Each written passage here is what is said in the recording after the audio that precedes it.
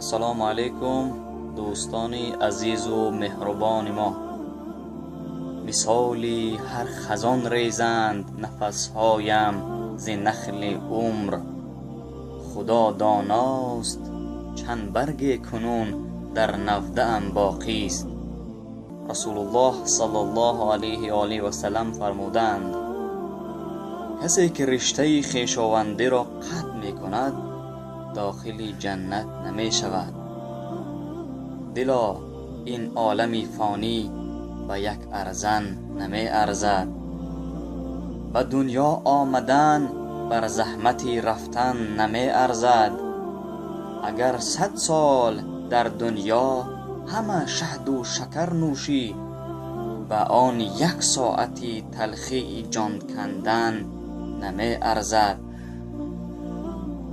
عزیزم زیب طاعت در جوانی است که پیری لحظه های ناتوانی است. مگو سازم عبادت وقتی پیری، یقین دان که با حسرت ها بمیری. یاد مرگ جلای قلب است.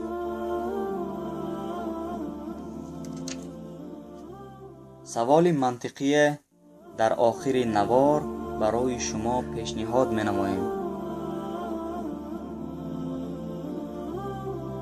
در زواد یک فیرما دزدی پاپوشی های ورزشی بسیار می شود.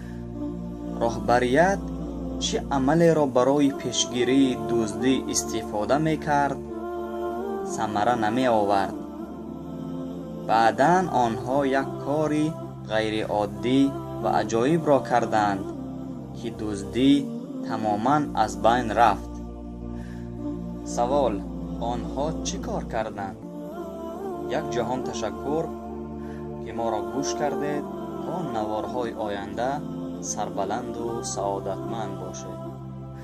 خدا حافظ دوستان عزیز.